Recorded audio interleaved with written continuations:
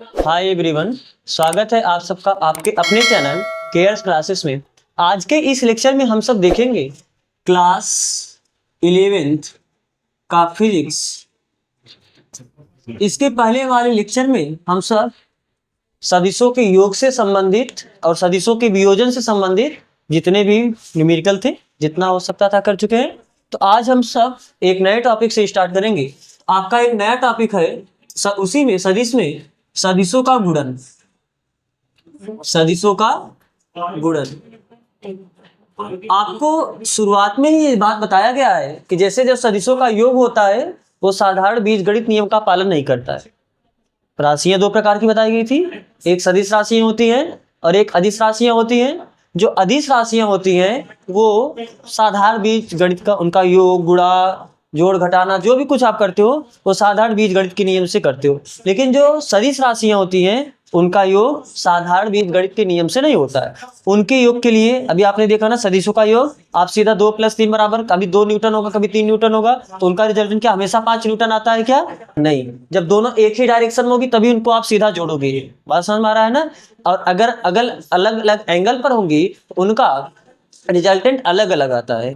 ये बात समझ में आ रहा है नहीं समझ में आ रहा है? सेम वैसे इनके गुणा करने का भी वही बीजगणित। अगर आपका अदिश राशियां होंगी उनको गुणा करने के लिए आप सीधा बीजगणित नियम का पालन कर सकते हो गुणा का। लेकिन सदिश राशि होंगी तो इनका गुणा करने के लिए आप सीधा साधारण बीजगणित के नियम से नहीं जा सकते हो। इनके गुणा के लिए अलग नियम होता है, तो हम समझते हैं। तो दो सदिशों का गुणा करोगे तो गुणा करने के बाद जो फाइनल रिजल्ट आएगा वो सदिश भी हो सकता है, और दो सदिशों का गुणा करोगे और उनका जो फाइनल रिजल्ट है वो अदिश भी हो सकता है। जैसे एक आपका सदिश है बल। कौन सा सदिश है? बल। और एक आपका सदिश है विस्थापन। और एक बल भी एक सदिश है, विस्थापन भी एक सदिश है। इनका आप गुणा करोगे तो आता है कार्य, और इन दोनों का गुणा करोगे तो एक आता है बल आगुण। क्या आता है? बल आगुण। तो यही दो सदिश है, सेम वही दोनों सदिश यहाँ पर भी है। इन दोनों का गुणा किए कार्य आया, और ये कैसी राशि है? अदिश राशि है। और इन दोनों का गुणा किए बल आगुण आया, और ये कैसी राशि है? सदिश राशि है। तो दो सदिशों का गुणा करने पे अदिश भी आ सकता है, और दो सदिशों का गुणा करने पे सदिश भी आ सकता है। तो कैसा गुणा करे कि इनका रिजल्ट अदिश आए, और कैसा गुणा करे कि इनका रिजल्ट सदिश आए? तो जो अदिश वाला गुणा होता है वहां पर हम उसे बोलते हैं डॉट प्रोडक्ट, और जब सदिश आता है तो उसे हम बोलते हैं क्या? Cross product. आप ये सुने होगे ना, डॉट प्रोडक्ट, क्रॉस प्रोडक्ट। तो इसे कहते हैं दो सदिशों का अदिश आया है ना, तो दो सदिशों का अदिश गुणनफल, और इनका गुणा करने के बाद एक सदिश राशि आई है तो इसे क्या बोलेंगे? दो सदिशों का सदिश गुणनफल।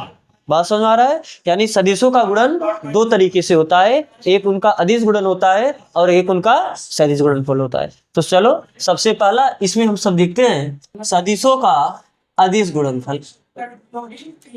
सदिशों का अदिश गुणन, ठीक क्या होता है, कैसे होता है, ध्यान से देखना। मान लो कि दो वेक्टर है, एक वेक्टर है आपका वेक्टर ए और एक वेक्टर है वेक्टर बी। तो अगर दो सदिश है इनके बीच कुछ ना कुछ कोण होंगे। मान लेते हैं इन सदिशों के बीच एंगल कितना है? थीटा।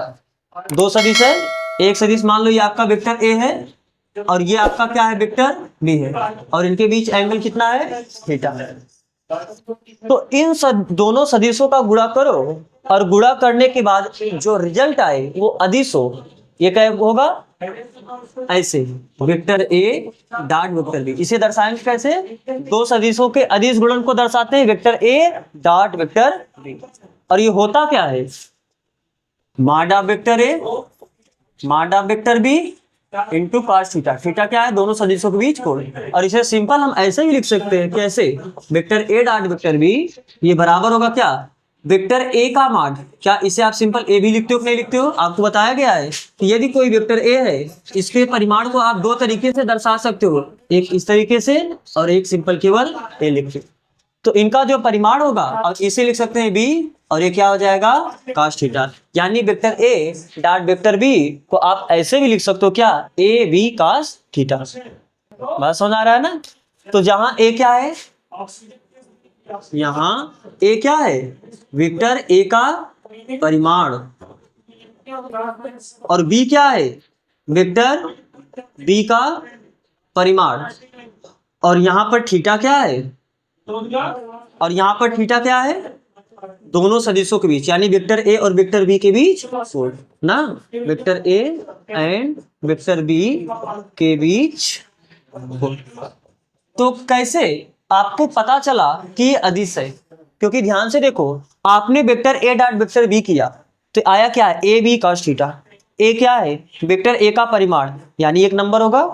अरे किसी भी सदिश का परिमाण निकालते हो तो एक नंबर ही तो आता है। बी क्या है, दूसरे सदिश का परिमाण, तो ये भी एक नंबर आया। और थीटा क्या है, एंगल है, उस एंगल का cos वैल्यू लोगे, किसी भी एंगल का cos वैल्यू लेते हो एक नंबर ही मिलता है।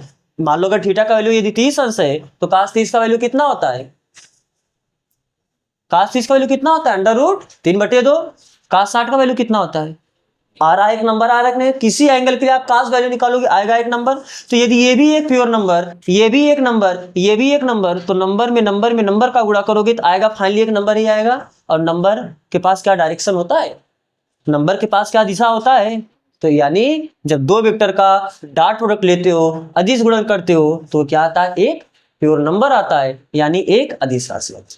बस समझ आ रहा है ये चीज ना। तो इसीलिए हम कहते हैं कि ये आपका क्या है, दो सदिशों का अदिश गुणनफल। ठीक है, चलो इसमें एक एग्जांपल करते हैं थोड़ा, इसमें अंडरस्टैंडिंग बढ़ाने के लिए।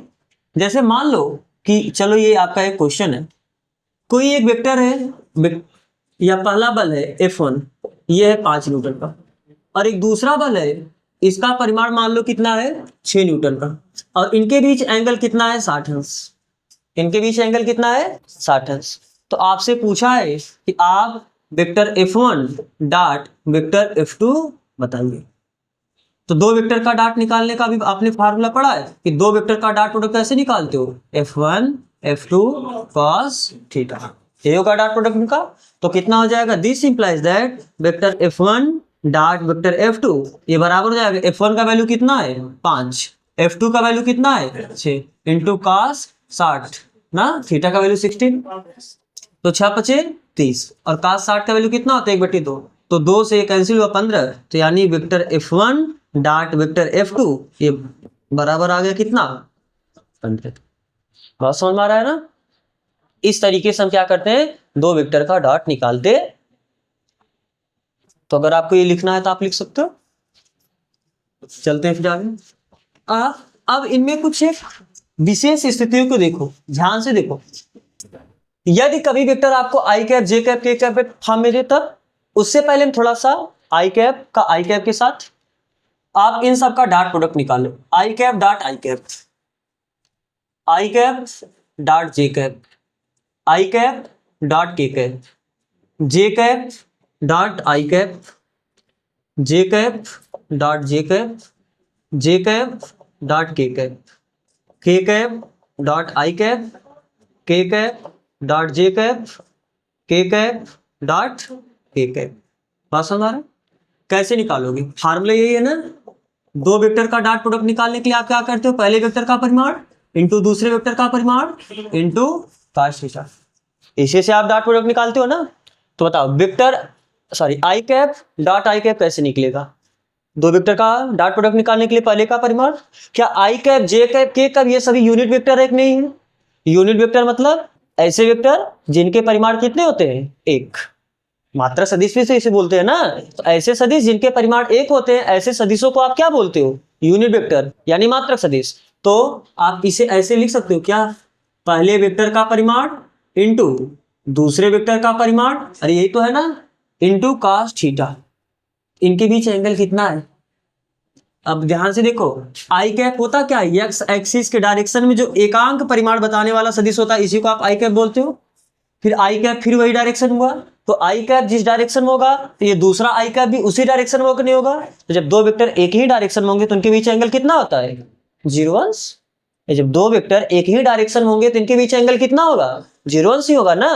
तो थीटा की जगह हम कितना लिखेंगे, 0 अंश। तो बताओ आई कैप का परिमाण कितना होता है, 1, क्योंकि है मात्रक सदिश। यदि मात्रक सदिश है तो इनका परिमाण 1 होगा। ये आई कैप इनका भी परिमाण कितना होगा, 1, और cos 0 का वैल्यू कितना होता है, 1। cos 0 का वैल्यू कितना होता है, तो जब एक में एक भी गुणा करोगे फाइनली कितना आएगा, एक ही आएगा। बात समझ में आ रहा है? सेम ऐसे पहले वेक्टर का परिमाण हम डायरेक्ट लिख रहे हैं, आई कैप का परिमाण कितना होगा 1, जे कैप का परिमाण कितना होगा 1 इंटू cos थीटा। तो आई कैप और जे कैप के बीच में कितना एंगल होगा? आई कैप किसको रिप्रेजेंट करता है? एक्स एक्सिस के डायरेक्शन में मात्रक सदिश को। जे कैप किसको रिप्रेजेंट करता है? वाई एक्सिस के डायरेक्शन में मात्रक सदिश को। तो यदि आई कैप का डायरेक्शन इधर होगा, जे कैप का डायरेक्शन इधर होगा, तो दोनों के बीच एंगल कितना हुआ? 90 डिग्री हुआ। तो यानी थीटा की जगह कितना हो जाएगा? 90 अंश। तो 1 इंटू 1, लेकिन cos 90 का वैल्यू कितना होता है? 0, और 0 का गुणा हो गया कितना हो गया? बात समझ आ रहा है? सेम ऐसे आप ये भी कर सकते हो, आई कैप का परिमाण 1, के कैप का परिमाण 1 इंटू इनके बीच का एंगल, और इनके बीच का एंगल कितना होगा? क्यों? क्योंकि आई कैप यानी एक्स एक्सिस, के कैप यानी जेड एक्सिस को रिप्रेजेंट करता है। तो आपको पता है एक्स एक्सिस, वाई एक्सिस और जेड एक्सिस ये तीनों एक दूसरे के क्या होते हैं? परपेंडिकुलर। कैसे होते हैं? आप हमें दो पिन दो।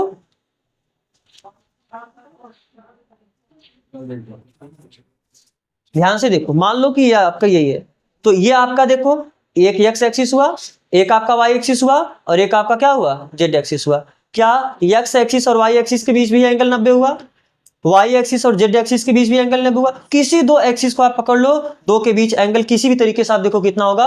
90 अंश। तो यानी एक्स एक्सिस और वाई एक्सिस के बीच कितने का एंगल बनता है? वाई एक्सिस जेड एक्सिस के बीच कितने का एंगल बनता है? 90 का। और जेड एक्सिस और एक्स एक्सिस के बीच कितने का एंगल बनता है? वो भी कितने का बनता है? 90 अंश का। तो बात समझ आ रहा है? तो इसीलिए हम ये कहते हैं कि आपका आई कैप क्या है? एक्स एक्सिस को रिप्रेजेंट करता है, और के कैप किसको रिप्रेजेंट करता है? जेड एक्सिस को रिप्रेजेंट करता है। तो एक्स एक्सिस और जेड एक्सिस के बीच में एंगल कितना होगा? 90। तो इसीलिए मैंने यहाँ पर क्या लिख दिया? 90। तो cos 90 का वैल्यू फिर 0 होगा, तो गुणा होके पूरा कितना हो जाएगा? फिर से 0। सेम यहाँ पर जे और आई कैप, ये दोनों भी एंगल 90 होगा, तो ये भी कितना हो जाएगा? 0। जे कैप ये दोनों एक ही वेक्टर है, तो इनके बीच एंगल कितना होगा? 0। तो इनका वैल्यू, इसका परिमाण लिखोगे 1, इसका परिमाण लिखोगे 1 इंटू cos थीटा, और जे कैप यानी दोनों एक ही वेक्टर है, तो एक ही सदिश के बीच, समान सदिशों के बीच कोण कितना होता है? 0। तो cos 0 का वैल्यू कितना होता है? 1। जब आप गुणा करोगे तो फाइनली कितना आ जाएगा? 1। तो ये कितना होगा? जे कैप के कैप एक दूसरे के परपेंडिकुलर होंगे। सेम आप पीछे वाले से कर सकते हो, कितना आ जाएगा? 0, क्योंकि इनके बीच एंगल 90 होगा ना। के कैप आई कैप इनके बीच भी एंगल कितना हो जाएगा? 90, और जब 90 होगा तो ये कितना हो जाएगा? 0। तो ये भी 0, और ये कितना हो जाएगा? 1। आपको याद रखना है क्या कि आई कैप के साथ अगर डॉट प्रोडक्ट लोगे तो कितना आएगा? 1। जे कैप के साथ डॉट प्रोडक्ट लोगे कितना आएगा? 1। और के कैप के साथ डॉट प्रोडक्ट लोगे, ये भी कितना आएगा? 1। बात समझ आ रहा है ना? और इनके अलावा किसी का एक दूसरे के साथ डॉट प्रोडक्ट लिए, आई का जे के साथ, आई का के के साथ, जे का आई के साथ, जे का के साथ, के का आई के साथ, के का जे के साथ, तो कितना आ जाएगा? 0। याद रखोगे ना? इस रिजल्ट को आपको याद रखना है। क्यों? इसलिए यदि आपको ये लिखना हो तो आप फिर हम बताते हैं क्या। तो ध्यान से देखो, मान लो दो वेक्टर है, क्योंकि आपको जरूरी नहीं है कि हमेशा दो सदिश का परिमाण ही दे। यहाँ पर तो पहले सदिश का परिमाण दिया था, इसलिए आपने सीधा लिख लिया। दूसरे सदिश का परिमाण दिया था, आपने लिख लिया, और उनके बीच का एंगल दिया था। आप तो पीछे पढ़ चुके हो ना, वेक्टर आपको आई cap, J cap, K cap के भी फॉर्म में देते हैं। मान लो एक सदिश है वेक्टर ए, ये कुछ इस तरीके से है, A1 I cap plus A2 J cap plus A3 K cap. और एक दूसरा सदिश है वेक्टर बी, ये कितना है? B1 आई कैप प्लस B2 जे कैप प्लस B3 के कैप। बात समझ आ रहा है ना? ये समझ आ रहा है कि नहीं? क्या है? जैसे आप लिखते हो ना, मान लो वेक्टर ए बराबर कितना आ गया? 2 आई कैप प्लस 3 जे कैप प्लस 4 के कैप। तो ये A1 हुआ, ये A2 हुआ, ये A3 हुआ। अभी हम जनरल फॉर्म में लेके चले, इसलिए कोई A1 A2 A3 लेके चल रहे हैं, इसको B1 B2 B3 बोल दे रहे हैं नंबर को। बात समझ आ रहा है? तो यदि आपको करना हो vector A dot vector B, तो कैसे करोगे? वेक्टर ए है कितना?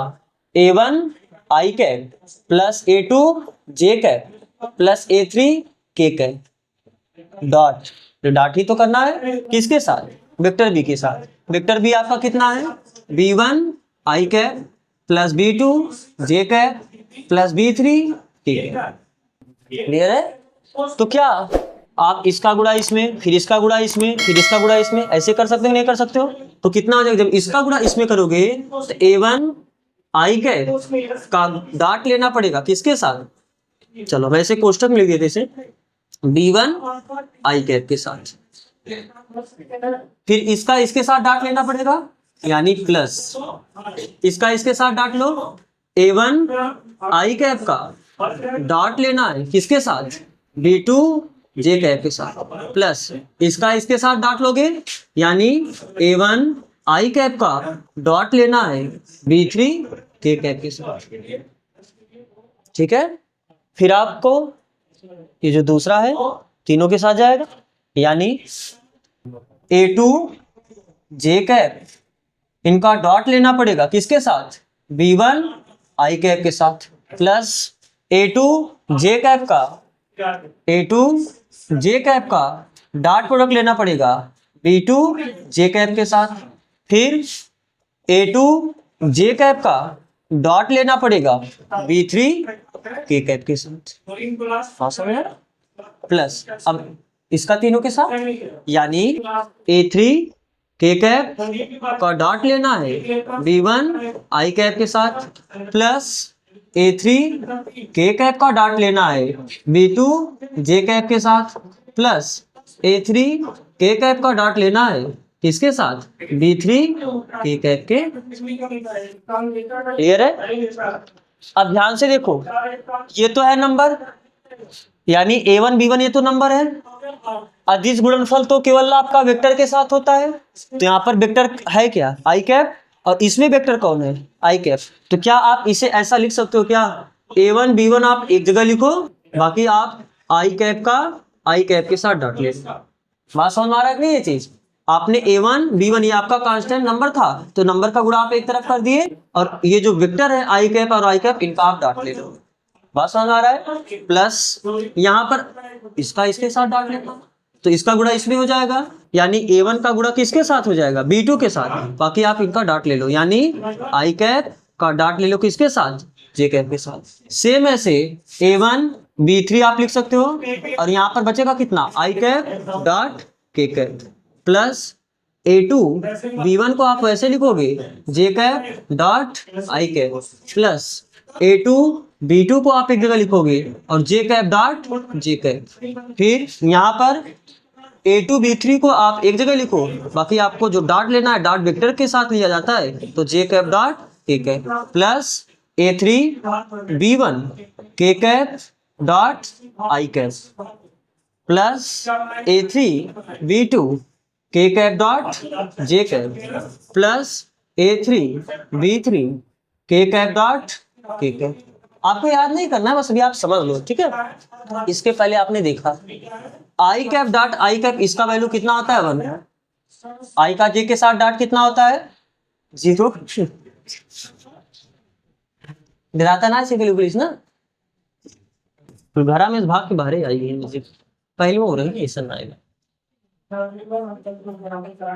I cap dot K cap, ये भी कितना हो जाएगा 0, जे का आई के साथ ये भी कितना हो जाएगा 0, जे का जे के साथ ये कितना होगा 1 होगा, फिर जे का के साथ ये कितना हो जाएगा 0, के का आई के साथ ये भी कितना हो जाएगा 0, के का जे के साथ ये भी कितना हो जाएगा 0, और ये कितना हो जाएगा 1 ना। तो यानी फाइनली बचा कितना, A1 B1 एक का गुणा करोगे तो कोई फर्क नहीं पड़ेगा, बाकी 0 का गुणा करोगे ये 0 ये 0 ये 0, बाकी ये बचा एक का गुणा करोगे तरह कितना जाएगा A2 B2, फिर ये 0 ये 0 ये 0, बचा कितना आपका A3 B3। तो ये आपका फाइनली क्या हुआ, वेक्टर A डॉट वेक्टर। आपको देखने में इतना बड़ा, आपको बार बार इतना नहीं करना, आपको सिंपल करना कैसे, ध्यान से देखना। यहाँ पर आपने किया क्या, वेक्टर A इतना था, वेक्टर B इतना था, इन दोनों वेक्टर का अगर आपको डॉट प्रोडक्ट लिखना है तो आप क्या करोगे, A1 B1 प्लस जे वाला A2 B2 प्लस के वाला A3 B3। लेकिन याद रखना आई cap J cap K cap मत लगाना, क्योंकि यहाँ पर अगर आई cap J cap K cap लगा दोगे तो फिर से वो वेक्टर बन जाएगा, और दो सदिशों का डॉट प्रोडक्ट ले रहे हो तो सदिश नहीं होगा, वो अदिश होगा। इसलिए आपको यहाँ पर आई cap J cap K cap नहीं लगाना है। बात समझ आ रहा है ना, केवल गुणा करना है। एग्जाम्पल में जैसे यदि वेक्टर ए बराबर ऐसा है 2 आई कैप प्लस 3 जे कैप प्लस 4 के कैप, और वेक्टर बी बराबर ऐसा है 3 आई कैप माइनस 2 जे कैप, या चलो प्लस अभी एक देख लो प्लस 5 के कैप, तो ये कितना आ जाएगा। अगर आपसे पूछेगा कि vector A dot vector B बताओ तो इसका गुणा इसमें 3 दूनी प्लस 3 दूनी प्लस 5 चौक 20, तो 20 6 26 और 26 6 32। तो vector A dot vector B कितना आ जाएगा 32। सिंपल इतना है। बस हमारा आपको इतना नहीं करना है, तो ये रिजल्ट लाने के लिए मैंने इतना किया। अगर मान लो यहाँ पर कहीं माइनस हो जाएगा तब, तो प्लस में माइनस का गुणा करोगे तो माइनस हो जाएगा, तो ये प्लस 6 माइनस 6 कट जाएगा, फिर उस केस में क्या बचेगा केवल 20 बचेगा। बात समझ आ रहा है ना। तो क्या दो वेक्टर का आप डॉट किसी भी तरीके से पूछा जाए आप बता सकते हो कि नहीं बता सकते हो? ठीक है, अब हम सब 2-3 क्वेश्चन कर लेते हैं ना।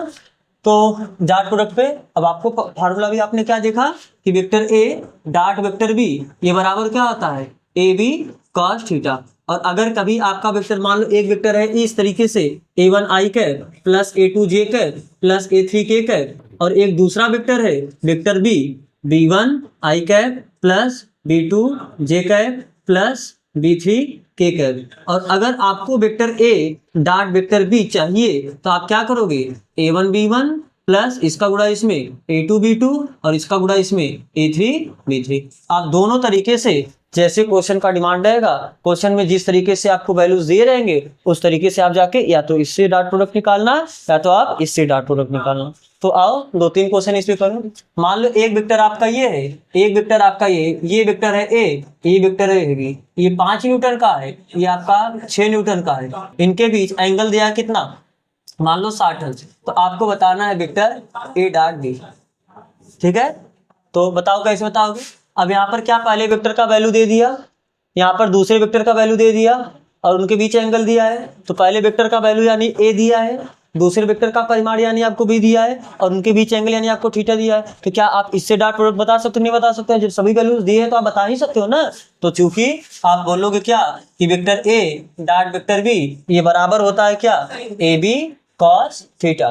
तो ए का वैल्यू कितना है 5, बी का वैल्यू कितना है 6, कॉस थीटा इनके बीच एंगल कितना है 60 अंश। तो कितना हुआ 6 5 30 पूरे cos 60 का वैल्यू कितना होता है 1/2, तो कितना हो गया 15। तो vector A dot vector B बराबर कितना आया 15। चलो दूसरा क्वेश्चन देखो।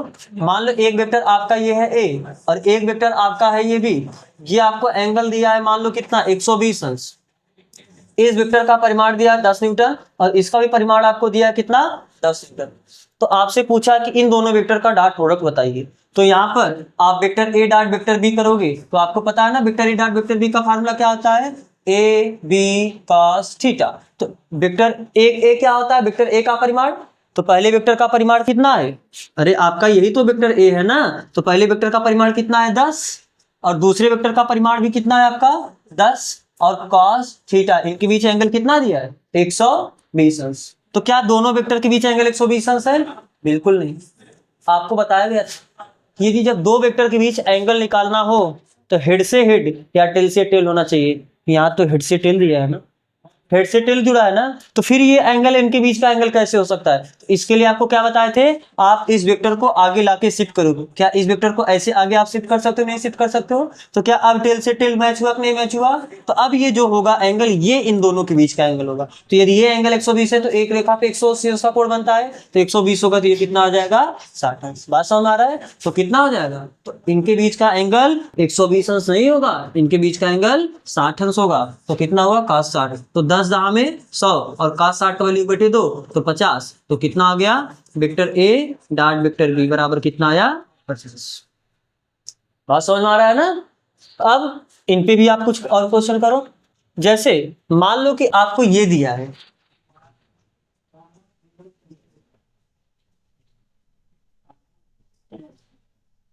मान लो तीसरा क्वेश्चन आपको दिया है वेक्टर ए बराबर 2i cap plus 3j cap plus 4k cap. Vector B आपको दिया है 3i cap minus j cap plus k cap. आपसे इसमें पहला पूछा है आप vector A dot vector B बताइए। आपसे दूसरा पूछा है कि आप vector A plus B dot vector A minus B बताइए। ठीक है, तो चलो पहला आप कैसे करोगे। आपको वेक्टर ए डॉट, चूंकि ये मैं सोल्यूशन करता हूं, पहले का ए देखो आपको क्या दिया वेक्टर ए बराबर दिया है ना 2i cap plus 3j cap plus 4k cap. Vector B बराबर आपको दिया कितना 3i cap minus j cap plus k cap. ये दिया है। आपसे जब vector A dot vector B पूछा है तो आपको कल बताया गया था कि आप क्या करो, आई वाले गुणांक में गुणा कर दो, यानी 2/3 6। फिर प्लस माइनस माइनस होगा, यहाँ पर इसके सामने कुछ नहीं लिखा, 1 लिखा है, तो 3 1 के कितना आ जाएगा 3, और प्लस प्लस प्लस 4 1 के 4, तो 6 4 10 में से 3 घटाओ कितना आ जाएगा। सही है। बी वाला कैसे करोगे? सबसे पहले आपको वेक्टर ए प्लस बी निकालना होगा, फिर आपको वेक्टर ए माइनस बी निकालना होगा, तब उनके बीच में आपको डॉट प्रोडक्ट लेना है। बात समझ आ रहा है ना? तो चलो कैसे, चूंकि वेक्टर ए बराबर कितना दिया है 2i कैप, या डायरेक्ट अब आप देख के बता दो, vector A plus vector B होगा कितना। Vector A plus vector B, इन दोनों को जोड़ने के लिए आप आई वाले में आई को जोड़ोगे, जे वाले में जे को जोड़ोगे, के वाले में के को जोड़ोगे, तो बताओ 2 3 5 आई कैप हुआ, अब 3 में से 1 घट जाएगा, कितना बचेगा 2 जे कैप हुआ, और 4 में 1 जोड़ोगे कितना हो जाएगा 5 के कैप। तो क्या ये वेक्टर ए प्लस बी हुआ? चलो मान लेते हैं इसको वेक्टर सी कर देते हैं, मान बात समझ आ रहा है। तो जो vector A plus vector B आया है इसे मैं क्या बोल देता हूँ, वेक्टर सी। फिर आपको वेक्टर ए माइनस बी भी चाहिए, तो बताओ कैसे करोगे। वेक्टर ए माइनस बी के लिए आपको ए में से बी घटाना होगा, तो 2 में से 3 घटाओगे तो माइनस आई कैप आएगा, 2 में से 3 घटाओगे माइनस 1 बचेगा ना, और फिर 3 में से माइनस 1 घटाओगे, आपको पता है ना घटा, आप क्लास 10 में सीखे हो, जब आप विलोपन विधि सीखते थे तो घटाने पे चिन्ह बदल जाता है, नहीं बदल जाता है। जब आप घटाओगे तो ये माइनस हो जाएगा, ये प्लस हो जाएगा, ये माइनस हो जाएगा, तो 2 में से 3 घटाया है तो माइनस 1 आया, 1 लिखते नहीं। फिर 3 और प्लस 1, तो इन्हें कितना हो जाएगा 4 जे कैप, और 4 में से 1 घटाओ कितना हो जाएगा 3, ठीक है। तो ये आपका हो गया vector A minus vector B, और इसे बोल देते हैं क्या, वेक्टर डी माना। बात समझ आ रहा है ना? तो अब आपसे पूछा क्या है, अब vector A plus vector B का डॉट लेना है किसके साथ, vector A minus vector B के साथ। तो वेक्टर ए प्लस बी को आप बोल क्या रहे हो, वेक्टर सी, और वेक्टर ए माइनस बी को आपने बोला क्या है, वेक्टर डी। तो यानी अब आपको क्या vector C dot vector B लिखना, डी लिखना है कि नहीं लिखना है। तो वेक्टर सी है कितना, वेक्टर सी आपका कितना है 5 I cap plus 2 J cap plus 5 K cap. Vector D आपका कितना है minus I cap plus 4 J cap plus 3 K cap. तो vector C dot vector D, यही तो, क्योंकि vector A plus B dot vector A minus B पूछेगा, vector A plus B को तो आपने वेक्टर सी बोला है, वेक्टर ए माइनस बी को आप वेक्टर डी बोला है। तो अगर इन दोनों के बीच डॉट प्रोडक्ट चाहिए यानी vector C dot vector D चाहिए, तो मैं भी निकालूं vector C dot vector D. तो कैसे निकालोगे, इसका गुणा इसमें, तो 5 माइनस 1 का गुणा करोगे -5 आएगा, प्लस 4 दूनी 8 और प्लस 5 जाए 15, तो कितना आया 8 में से 5 घटेगा तो 3 यहाँ बचेगा और 15 यहाँ पर बचेगा, तो टोटल कितना आ गया आपका 18। समझ में आ रहा है ना? तो चलो ठीक है, तो आपका डॉट प्रोडक्ट यहाँ पर लगभग कंप्लीट हुआ। तो अब हम लोग कल क्रॉस प्रोडक्ट स्टार्ट करेंगे। तो यहाँ तक जुड़ने के लिए आप सबका बहुत बहुत धन्यवाद।